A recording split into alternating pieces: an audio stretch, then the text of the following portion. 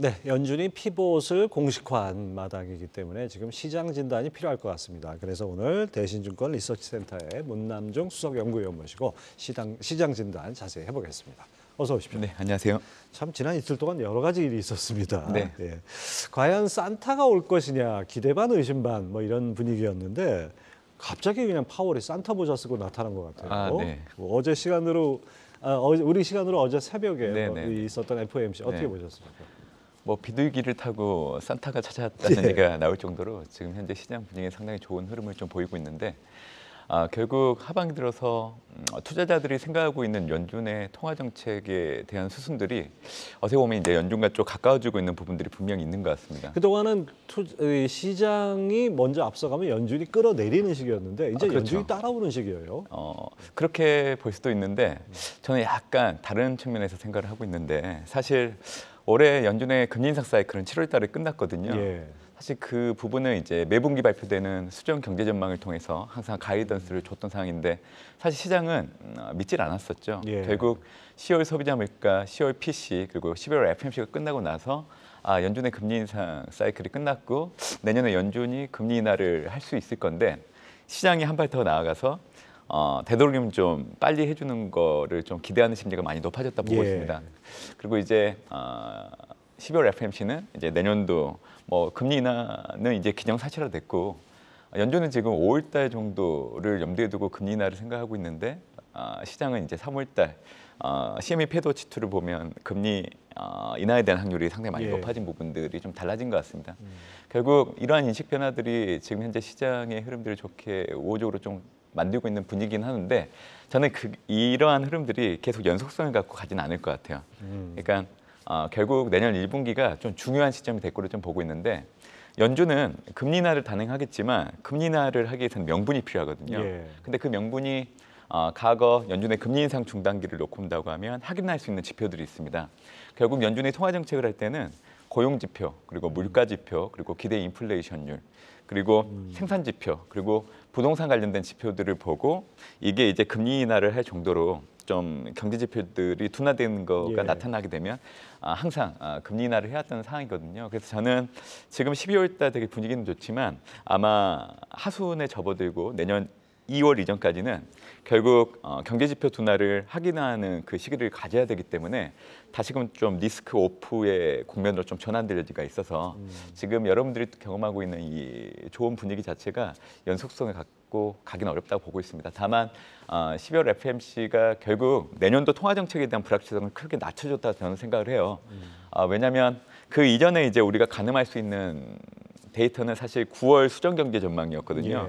근데 12월 수정 경제 전망을 보면 연준이 내년도 생각하고 있는 최종 정책 금리의 레벨을 상당폭 내렸기 때문에 그래서 저는 이제 내년도 시장이 예상하는 것보다는 연준이 금리 인하 폭을 상당히 많이 가져갈 수 있다라고 생각을 하고 있기 때문에 그게 아마 12월 FMC에서 가장 큰 의미를 줬던 부분들이지 않을까 저는 생각을 하고 있습니다. 네. 아무튼 뭐 기대치에 의해서 11월부터 이제 주가는 벌써 달려오지 않았습니까? 네, 맞습니다. 그러다 보니까 연준이 어떻게 보면 이걸 사후적으로 인증했다고 할까? 뭐 이런 느낌도 좀 듭니다. 그렇지만 오히려 이렇게 많이 달려왔기 때문에 좀 주춤할 수도 있다는 점 염두에 둬야 될 것 같고요. 자, FOMC 회의 관전 포인트가 이번엔 점도표 아니겠습니까? 네네네. 언제 얼마만큼 내릴 것인가 이게 아주 관건일 것 같은데요. 네.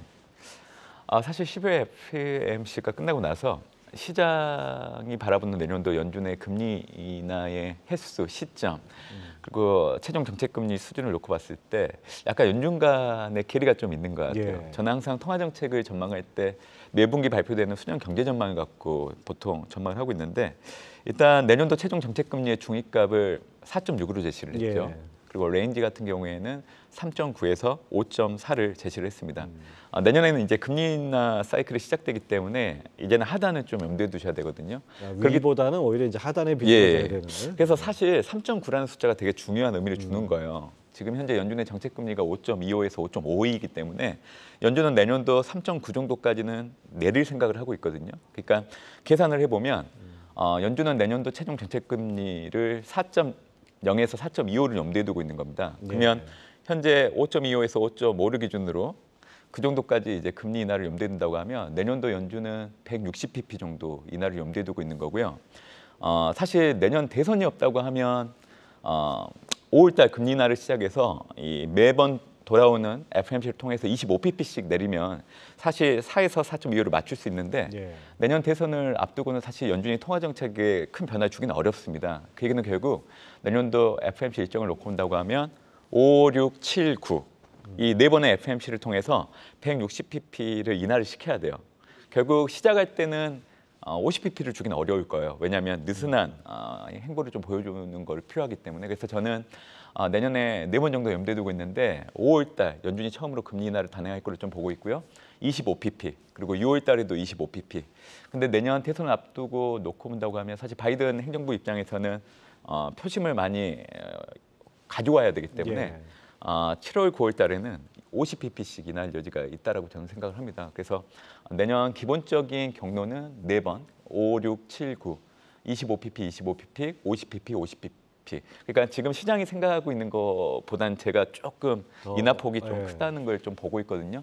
근데 제가 말씀드리는 것 자체는 12월 수정 경제 전망을 통해서 얘기를 해드리는 거기 때문에 제 생각이 아니라 연준이 생각하고 있는 생각입니다. 그래서 저는 투자자 여러분들이 이 연준의 생각에 귀 기울이고 그냥 그걸 그냥 받아들이시면 좋을 것 같아요. 근데 CME 패드워치2를 놓고 온다고 하면 내년 3월 금리 인하를 염두에 두고 있는데 사실 그거는 상당히 어렵습니다. 왜냐하면 그렇죠. 금리 인하를 하기 위해서는 명분이 필요한데 제가 말씀드렸던 4가지 지표가 모두 조건에 부합하는 모습을 보여야 연준은 금리 인하를 할 수 있거든요. 그래서 저는 내년 3월은 사실 금리 인하가 너무 촉박하다고 보고 있고 5월 정도 염두에 두고 있는 상황입니다. 네. 내년 경제 성장률 전망 1.4%. 이거 상당히 좀 뭐 올해에 비해서 낮아지는 건데 이런 상황이라 그러면 어느 정도 침체를 염두에 두고 지금 상정을 했다 볼 수 있고요. 그런 점에서 또 그 소매 판매나 이런 고용 지표 보면 말씀하신 대로 그렇게 뭐 급락을 하거나 이런 게 아니라 서서히 내려오는 네네네. 상황이에요. 이게 연준이 이른바 연착륙에 성공했다 이렇게 평가할 수 있을까요? 아직은 결론을 내리기엔 좀 애매한 좀 두고 구간에 봐야죠. 있는 것 네. 같아요. 그래서 경착륙보다는 연착륙 확률이 높아진 건 분명히 맞는 것 같고요. 12월 수정 경제 전망에 보면 연준이 내년도 미국 경제 성장을 1.4로 제시했는데 기존이 1.5였기 때문에 하향 조정을 했고요. 예. 실업률은 4.1%, 기존과 동일하게 제시를 했습니다. 제가 GDP와 실업률 얘기를 드리는 이유는 연준이 12월 FOMC를 통해서 드러내고 싶었던 부분들은 결국 내년도 금리 인하를 하기 위해서 그러한 환경들을 좀 조성하기 위한 분위기를 계속 꺼내들기 시작을 했다고 저는 판단하고 있고요.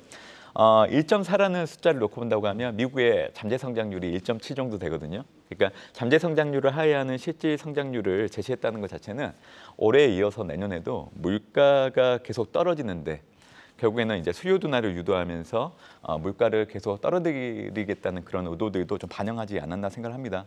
결국 성장률 자체를 하향 조정했지만 그거는 이제 내년도 금리 인하를 하기 위한 분위기를 조성하기 위한 예. 목적이 크다고 생각을 하고 있고요. 미국은 내년도 이제 경기 침체와 관련된 우려들이 좀 높아지고 있는 것 같긴 하는데 내년에도 미국은 경기 침체 들어가지 않습니다. 예. 그리고 저는 이제 어떻게 보면 이제 연착륙에 가까운 흐름으로 갈 걸로 예상을 하고 있는데 제가 투자자분들께 좀 드리고 싶은 얘기는 팬데믹 전과 이후에 우리가 경제 지표를 해석하는 것을 좀 다른 시각으로 바라볼 필요가 있다라고 생각을 네. 해요. 왜냐하면 미국의 경제 지표가 지금 발표되는 걸 보면 일관성을 갖고 발표되는 흐름이 없다 보니까 이걸 두고 이제 해석하는 게 좀 차이가 있는데 미국은 팬데믹 이후에 구조적인 변화를 겪게 됐는데 제가 이제 이거를 좀 항상 강조를 해드리고 있습니다. 일단 미국은 작년에 금리를 단기간 많이 올리긴 했지만 2008년도 금융위기 때 사실은 가계는 모기지 금리가 되는 거고요. 회사 같은 경우에는 이제 회사채 발행할 때 이제 금리에 해당되는 부분인데 그때 당시 고정금리 부채 비중을 상당히 많이 높여놨기 때문에 예. 사실 작년처럼 연준이 금리를 많이 올렸다고는 볼 수는 있지만 그 금리 인상에 대한 민감도가 그렇게 크지가 않습니다. 그렇기 때문에 미국 경제가 상당히 양호하게 나오는 거고요. 지금 초과 저축액이 소진되지 않았어요. 근데 일부에서는 소진됐다는 그런 평가들도 있는데 뭐 소진됐다는 분들도 많고 네. 아닌 분들도 있고. 기간마다 추정치가 다 다르긴 하는데 사실 소진되지는 않습니다. 만약 소매 소진- 판매로 나타나는 거죠. 그게. 그렇죠. 예, 그렇기 때문에 이 초과 저축이 풍부하기 때문에 어떻게 보면 금리 인상에 대한 효과들이 딜레이되거나 파급 효과가 낮아지는 부분들을 염두에 두실 필요가 있고요. 팬데믹 이후에 이제 미국 기업들은 고용 구조에 대한 변화를 좀 가지고 왔습니다. 그러니까 예전에는 일손이 부족하면 바로 채용하고 필요 없으면 이제 뭐 속된 말로 자르고 이런 패턴들을 보여왔었는데 팬데믹 이후에 이제 미국 기업들이 일손 부족에 따른 어려움을 겪다 보니까 이제는 고용을 유지하면서 근무 시간을 단축 형태로 가고 있어요. 그러니까 단축 근무를 선호하는 층이 여성과 청년층이거든요. 그러니까 이 층들이 이제 노동 시장에 계속 유입이 되기 때문에 그래서 앞으로도 보면 고용 시장이 되게 견고한 모습을 좀 보일 겁니다. 그래서 제가 말씀드렸던 이 세 가지를 놓고 본다고 하면 내년도 미국이 경제 침체 들어가기는 어렵다고 제가 얘기를 해드리는 거고요.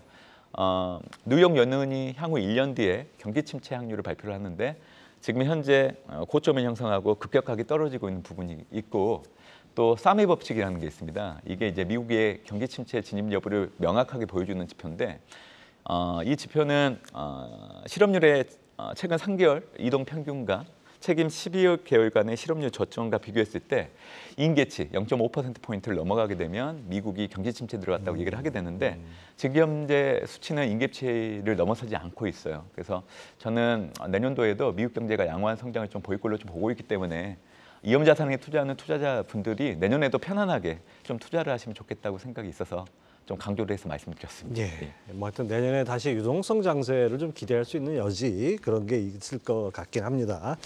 자, 이제 미국 연준이 금리 인상을 종료한다면 그다음 관심은 우리나라 한국은행은 어떻게 할 것이냐 이건데요. 뭐 하느니 아무래도 뭐 미국보다 먼저 금리를 내리는 건 불가능한 얘기고 금리를 내린 미국이 내린 다음에 움직일 것 같은데 지난달 금통위에서는 거꾸로 얘기가 나왔어요. 위원 6명 중에서 4명이 오히려 3.5에서 3.75%로 인상 가능성을 열어놔야 된다 이런 얘기가 있었습니다. 한은의 금리 인하 이건 언제쯤이나 가능할까요? 일단 연준의 금리 인하 시기가 중요할 것 같아요. 근데 이제 과거 연준의 금리 인상 중단기 그리고 금리 인하를 단행했던 4차례 국면을 놓고 본다고 하면 평균적으로 9개월 뒤에 금리 인하를 단행을 했기 때문에 올해 7월달 연준의 금리 인상 사이클이 끝난 걸 염두에 둔다고 하면 내년 2분기 그러니까 5월 FOMC가 들어오게 되는 거죠. 결국 한국은행은 선제적으로 금리 인하를 단행하기는 어려워요. 우리 앵커님이 얘기해 주신 것처럼 결국 연준의 금리 인하를 확인하고 나서 할 건데 저는 3분기 초입 때 금리 인하를 단행할 걸로 좀 보고 있고요. 최근에 좀 매파적인 발언을 했던 이유는 결국 분기별로 놓고 봤을 때 보통 3분기는 계절적으로 좀 물가가 튀는 모습들이 나타날 수밖에 없습니다. 이거는 이제 미국 같은 경우에도 드라이빙 시즌 영향 때문에 유가가 올라가면서 그때 해당되는 기간 동안에 물가가 좀 튀어가는 모습이 보였거든요. 그러니까 한국도 동일한 모습을 보이고 있는 거죠. 최근에 물가 지표를 놓고 본다고 하면 올해 7월 달 저점을 형성하고 나서 3개월 연속 물가가 계속 올라가고 있는 형국이기 때문에 보통 경제 지표가 3개월 정도 연속해서 올라가는 방향이라고 하면 사실 한국은행은 금리 인상을 고려할 수밖에 없어요. 그래서 최근에 이제 금통위 위원들이 금리를 좀 올릴 수 있다고 얘기했던 이유들을 놓고 온다고 하면 저는 이제 물가 때문에 그런 것 같아요. 근데 이제 4분기 때는 물가는 다시 또 떨어질 겁니다. 왜냐하면 이제 원달러 환율이 최근에 급락하는 모습을 보였기 때문에 원달러 환율 효과가 사실 물가에 미치는 영향력도 분명히 있거든요. 그렇기 때문에 제가 보기에는 그런 발언들을 계속 하진 않을 걸로 좀 보고 있고요. 올해 3.5로 동결하고 내년 3분기 때 25pp 정도 금리 인하를 처음으로 단행하지 않을까 저는 생각을 하고 있습니다. 연준 2분기, 우리 한은은 3분기 정도 예상할 수 있다. 자, 그다음에 이 문남중 위원님 그 주초에 내신 리포트 보니까 좀 흥미로운 구절이 있어서 이거 좀 잠깐 읽어드리겠습니다. 12월에 FOMC가 끝나면 내년 연준의 통화 정책 수준이 명확해지는 만큼 S&P 500 지수는 4,600선을 상회해 4,700선 목전까지 상승할 것이다. 라고 전망하신 거 이걸 그대로 가고 있는 건 맞는데 그런데 이 산타랠리를 수익 확정, 과감하게 매도하는 계기로 삼아야 된다. 오히려 약간 좀 반대되는 느낌이 좀 들어요. 이거 어떤 의미입니까? 사실 지금 현재 미국 증시를 기준으로 놓고 본다고 하면 산타넬리의 후반부에 진입을 해 있는 상황입니다. 이미 산타는 다녀간 거군요. 전반부는 올해 10월 27일 저점으로부터 이제 11월 24일까지 그때가 이제 산타넬리의 전반부였고요. 그 산타넬리가 두드러지게 나타났던 이유는 이제 연준의 금리 인하 사이클이 시작될 수 있다는 그 기대감도 들어왔지만 올해 11월, 12월 연말 쇼핑 시즌의 분위기가 좋았기 때문에 올해 11월 산타넬리의 전반부는 이미 끝났고요. 지금부터 이제 후반부에 진입해 있는데 과거 12월 달 S&P 500 지수의 월별 수익률을 보면 사실 수익률이 부진해요. 마이너스 0.2로. 근데 지금 기준으로 놓고 본다고 하면 거의 1에서 2% 정도 수익률이 올라가고 있는 상황이기 때문에 월간 기준으로 놓고 본다고 하면 그러니까 분위기가 어떻게 보면 좀 강하게 들어오고 있는 부분들은 있는 것 같습니다. 그래서 저는 좋을 때 파는 것도 좋은 대안이 될 걸로 좀 보고 있기 때문에 S&P 500 지수 기준으로는 이제 4,600을 넘어가고 4,700선 목전 이 구간에서 과감하게 매도를 해야 된다 얘기를 드리고 있는데 그렇게 얘기해드렸던 이유가 있어요. 크게 두 가지인데요. 올해 산타넬리의 수익률이 워낙 과거 평균보다는 높기 때문에 거의 3배 정도 됩니다. 그러니까 산타넬리 급등을 좀 해소하는 기간이 필요하다는 게 하나 있고요. 두 번째는 내년 2월 이전까지는 결국 연준이 금리 인하를 단행하려고 하면 명분이 필요한데 해당되는 지표들이 고용지표 내에서는 비농업 부분 고용자 수가 10만 명 초반으로 떨어지는 게 나타나야 돼요. 예. 지금 현재 11월 비농업 부분 고용자 수가 19만 9천 명이 나왔잖아요. 그러니까 이게 10만 명 초반까지 떨어지는 게 내년 1분기 때 확인되어야 되는 부분들이 있고 두 번째는 어차피 이제 PC하고 이 단기 기대 인플레이션은 전월과 비교했을 때 계속 떨어지는 흐름들 계속 이어지는 거. 그리고 세 번째는 ISM 제조업 지수와 서비스업 지수를 놓고 봤을 때 지금 제조업 지수는 수축 국면에 있습니다. 근데 서비스업 지수는 확장 국면에 있기 때문에 앞으로는 서비스업을 주축으로 해서 수축 국면에 들어가는 게 확인되어야 되는 부분들이 있고 마지막으로는 부동산 대출 증가율이 연속적으로 떨어지는 모습들 이게 모두 충족이 되어야 내년 2분기 때부터 연준이 금리 인하를 단행할 수 있거든요. 그래서 내년 2월 이전까지는 이거를 확인해야 되기 때문에 시장이 움직이기는 어렵다고 봅니다. 그래서 저는 지금 S&P 500 지수 기준으로 4,600, 4,700선 과감하게 매도를 하고 내년 2월 이전에 기간 조정의 저점이 분명히 확인될 건데 저는 S&P 500 지수 기준으로는 4,400을 염두에 두고 있습니다. 그렇기 때문에 내년 2월 기간 조정 이전에 S&P 500 지수가 4,500 아래로 내려가기 시작을 하면 그때 좀 과감하게 다시금 미국 주식을 매수하는 형태로 가야 된다 생각을 하고 있고요. 올해에 이어서 내년에도 주도 지수, 주도 섹터 그리고 스타일 바뀌지가 않습니다. 미국 나스닥 그리고 커뮤니케이션, 경기소비재, IT 그리고 스타일을 놓고 본다고 하면 성장, 대형, 퀄리티 그리고 내년도 이제 미국 대선을 앞두고 정책 모멘텀을 염두에 둔다고 하면 우리 한국 투자자들이 좋아하는 배터리, 2차 전지, 그리고 전기차, 그리고 반도체, 그리고 바이오 제약이 다시금 부각을 좀 보일 걸로 좀 보고 있기 때문에 이번 달에는 팔고 내년 2월 이전 이 기간 조정의 저점에서 과감하게 다시 매수를 했으면 좋겠다는 생각을 하고 있고요. 분명히 여러분들이 싸게 살 수 있는 시점은 온다고 생각을 하고 있기 때문에 그래서 이제 그 산타가 얘기를 미리 드리고 오셨기 때문에 뭐 성탄절 네네. 임박해서 오는 게 아니라 미리 오셨기 네네. 때문에 산타 주신 선물 과감하게 수익 실현하고 그다음에 더 기회를 모색하는 것도 좋은 방법일 것 같습니다.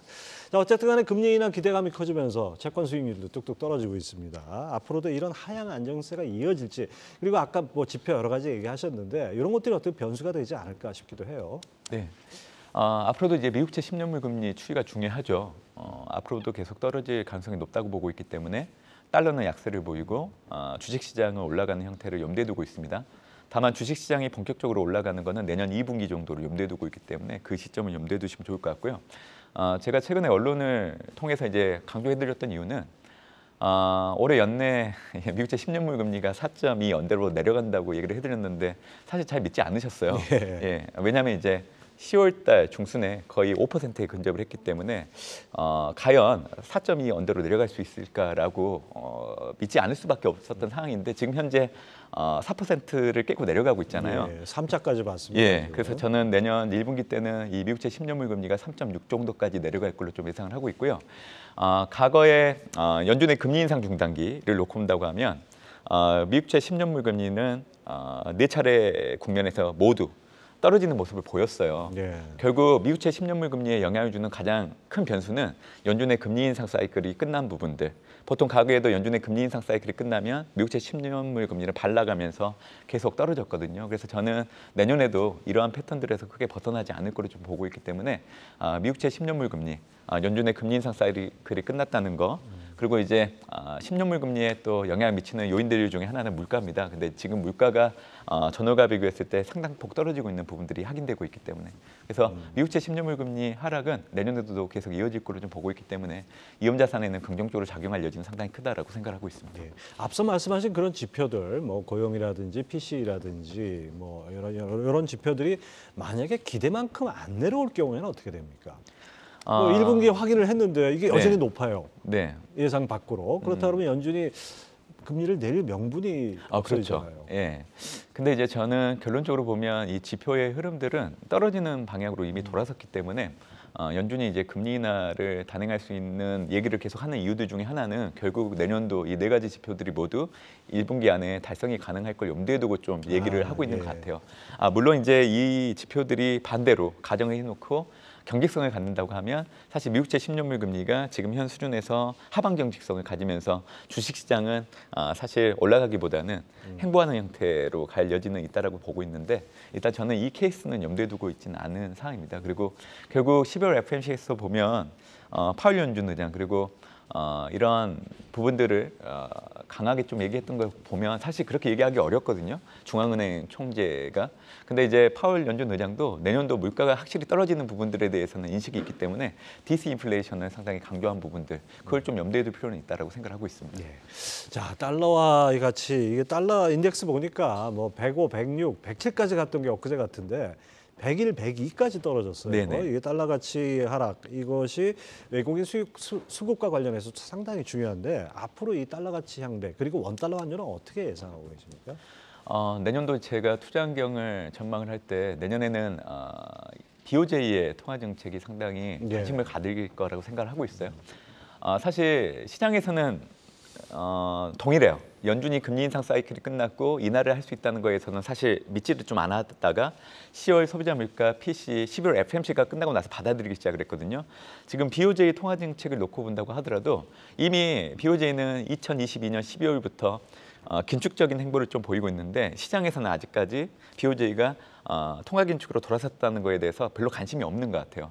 근데 10월 금정일을 놓고 본다고 하면 지정가격 오퍼레이션 문구를 삭제를 했습니다. 이게 어떤 의미를 하냐면 YCC 정책을 폐지했다는 걸로 간주해도 됩니다.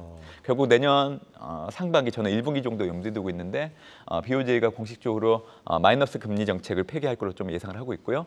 내년 하반기 되면 금리 인상을 단행할 걸로 좀 보고 있기 때문에 내년도 BOJ 통화 정책은 엔화 강세를 유도하는 경향이 상당히 크게 됩니다. 이 얘기는 결국 달러가 약세 압력을 받을 여지가 상당히 높아질 수 있다는 거죠. 그래서 저는 달러 인덱스 기준으로 내년도 95에서 98 정도 수준까지 내려갈 걸 염두에 두고 있고요. 원달러 환율은 지금도 이제 1,400원대 언더로 내려가고 있는데 내년에는 1,240원 정도까지 염두에 두시면 좋을 1,240원. 예, 그래서 통화 정책의 흐름도 내년에는 사실 위험 자산들 움직임에는 긍정적으로 작용할 여지가 상당히 높다라고 저는 생각을 하고 있습니다. 금리 인하로 금융이 완화되고 유동성이 완화되고 그다음에 환율 부분에서도 이 달러 가치가 떨어지면서 우리 환율 부담이 많이 덜어지고 그런 측면에서는 상당히 우호적이다 이렇게 판단하시는군요. 자, 이제 앞서 뭐 이제 산타랠리 이용해서 네. 과감하게 매도하는 전략, 수익률 챙기고 다시 한번 기회를 모색하는 그런 대응이 필요하다 이렇게 얘기를 하셨는데 연말 연초 그런 전략으로 가면 될까요? 예, 저는 그 전략을 계속 고집을 하셨으면 좋겠다는 그 얘기를 좀 드리고 싶고요. 우리가 좀 잘못 인식하고 있는 게 있어요. 그러니까 보통 산타랠리의 원은 크리스마스 전후로 미국의 주식시장이 강세를 보이는 걸 보통 우리가 얘기를 하는데 최근 2013년도 이후의 데이터를 놓고 본다고 하면 산타랠리의 어원이 달라졌습니다. 그러니까 11월, 12월 연말 쇼핑 시즌을 앞두고 한 달 정도 앞서서 그 기대감이 미국 주식시장에 들어오기 시작을 했어요. 그래서 이제는 산타랠리의 정의를 12월이 아니라 저는 이제 10월부터 좀 이렇게 산타랠리라는 용어를 좀 하는 형태로 좀 바뀌었으면 좋겠다는 얘기를 좀 드리고 있고요. 지금 올해 같은 경우에는 과거 10년과 비교했을 때 산타랠리의 그 수익률 자체가 상당히 강하게 들어오고 있습니다. 보통 2.7배 정도 수익률이 높게 나오고 있는 상황이기 때문에 일단 12월 달에 이 산타랠리의 후반부를 통해서 좀 미국 주식을 과감하게 좀 매도를 하는 형태로 가셨으면 좋을 것 같고요. 결국에는 대안이 중요할 것 같습니다. 그래서 저는 투자자 여러분들이 CMA 통장을 활용하거나 아니면 미국 상장된 ETF 중에 티커, TLT, 미국의 초장기 국채에 투자하는 ETF가 있어요. 그래서 내년 2월 이전까지는 채권 ETF를 통한 우회적인 전략으로 대응하는 게 좀 여러분들의 수익률을 괜찮게 가지고 가는데 영향을 줄 거로 좀 보고 있습니다. 다시 한번 말씀드리지만 미국 증시는 내년 2월 이전까지는 기간 조정 형태로 좀 행보할 여지가 상당히 크기 때문에 그 기간을 좀 인내하기 어려운 투자자 입장에서는 좀 미국 주식과 같은 주식 자산을 좀 팔고 이제는 좀 채권 자산 쪽으로 좀 움직임을 가지고 가는 것도 좋은 대안이 되지 않을까 저는 생각을 하고 있습니다. 자, 미국 시장은 뭐 연일 뭐 지금 뭐 연중 최고치 경신하고 있고 그런데 우리 시장은 여전히 좀 지지부진한 것 같아요. 네네. 그리고 증권사들의 그 내년 지수 전망도 상당히 그게 갈지는 모르지만 하여튼 2,900선을 넘지를 못하는 그런 상황인데 네네. 우리 시장은 어떻게 보십니까? 네. 지금 현재 제가 최근에 이제 코스피 지수 흐름을 보면 2,400에서 2,600 정도 밴드를 설정하고 하단에서는 사고 상단에서는 팔고 하는 전략이 예. 좀 좋다고 얘기해드리고 있는데요. 지금 코스피 지수가 2,500을 넘어가고 있는 상황이기 때문에 앞으로도 2,500을 넘어가는 상황에서는 미국 주식과 동일합니다. 좀 과감하게 좀 한국 주식을 매도하는 기회로 삼으시면 좋을 걸로 생각을 하고 있고요. 미국이 내년 2월까지 기간 조정이 들어간다고 하면 코스피 지수 역시 동일한 흐름을 갈 수밖에 없습니다. 그래서 내년 2월 이전에 코스피는 2,400을 하회할 여지가 상당히 높아요. 그래서 2,400을 하회하게 된다고 하면 그때 다시금 한국의 반도체 섹터를 중심으로 좀 담는 전략으로 좀 가지고 가면 좋을 거로 생각하고 있습니다. 그래서 이번 달 좀 한국 주식 역시 2,500을 넘어가는 그 구간에서는 좀 과감하게 매도하는 형태로 가시는 게 좋지 않을까 그 얘기를 좀 드리고 있는 상황입니다. 시장 흐름 잘 타야 된다는 생각이 예, 듭니다. 연말 연초 우리가 바짝 정신 차리고 시장 흐름 봐야겠습니다. 대신증권 마켓 전략실의 문남중 수석 연구위원 함께했습니다. 오늘 말씀 감사합니다. 감사합니다.